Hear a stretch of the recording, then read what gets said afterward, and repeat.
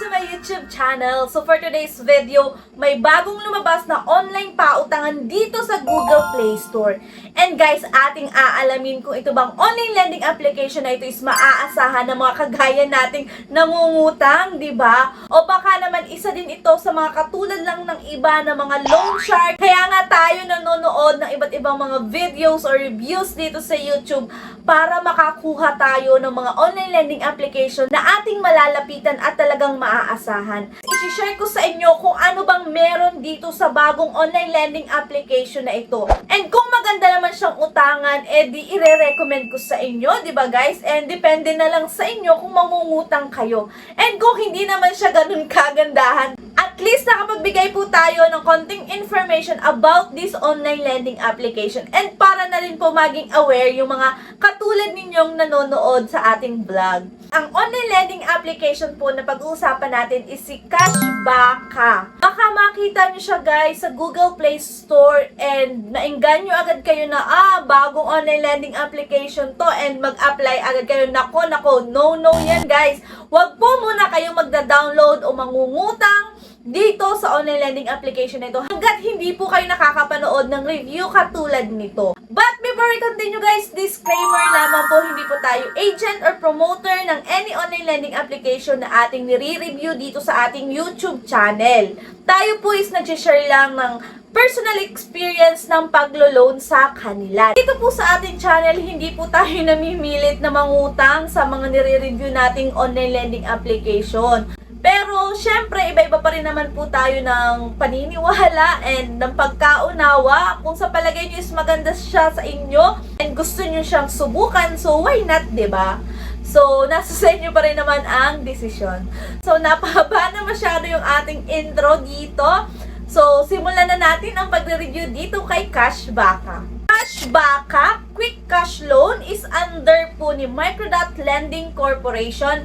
And as of now, meron po siyang 4.0 star and 123 reviews. So far, ang unti pa nang nagbibigay ng reviews dito guys. So talaga namang bagong-bago itong online lending application na ito. Simple, convenient, and fast approval, extremely low rates. Nako, ano ba naman yan?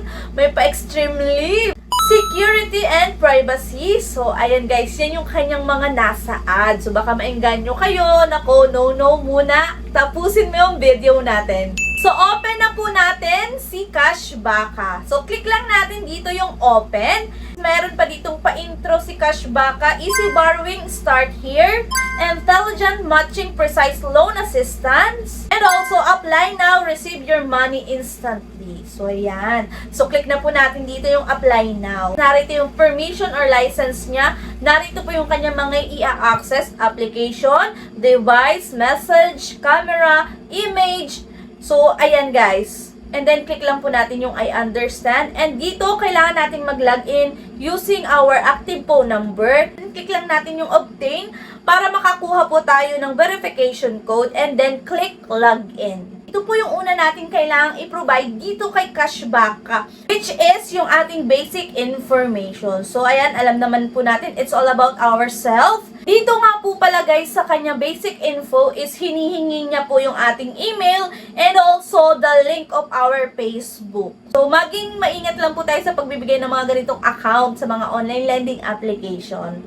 So, click continue. Next is our work information. And then, after that is the contact information. So, dito naman guys, kailangan po nating mag-provide ng 4 na contact reference. Next step na kailangan po nating pilapan is yung ating identity information. Kailangan lang nating mamili ng ID and then kailangan nating picturean yung ating ID, yung harap and likod ng ating ID. And kailangan din po nating mag-selfie, hawak-hawak yung ating ID na gagamitin. And then dito guys, narito po yung mga pwede nating gamitin na ID, which is UMID, SSS, TIN, passport, driving license, national ID, postal ID, voter's ID, and health cards. For the last step guys, kailangan na po natin dito mag-provide ng payment method. So, dito available po ang bank transfer and electronic wallet. Dito din guys is pwede daw po mag-add ng maraming receiving account. So, hindi ko lang sure kung bakit kailangan marami, di ba? Pwede po dito ang GCash, PayMaya, and GrabPay. And continue lang natin. Narito na guys yung credit calculation ni Cashbaka para sa ating pag-a-apply. So dito guys, meron pong dalawa, which is the quick loan and the Z loan. So dito guys, sa quick loan, ang amount niya is 2,000 pesos with an interest of 0.05%. Dito naman guys, kay Z-Loan is 8,000 pesos with an interest of 1%. Dun sa kay Quick Loan is withdraw.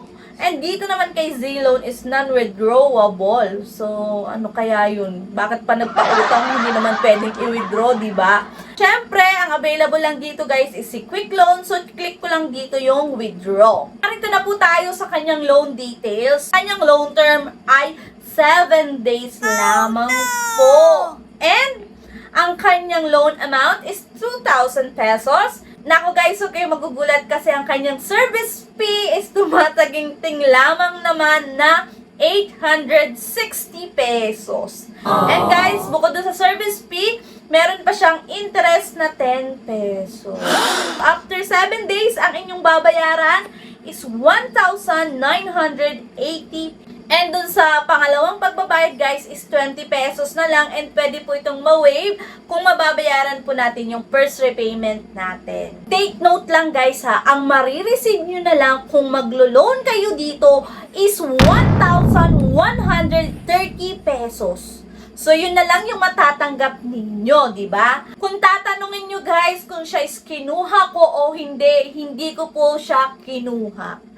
Kasi, para sa akin, hindi siya worth it utangan, kaya naman hindi ko siya i-recommend para sa inyo.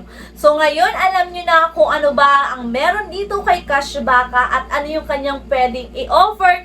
And nasa sayo na lang kung maglo-loan ka ba dito o hindi. Pero sinasabi ko guys, hindi siya worth it utangan.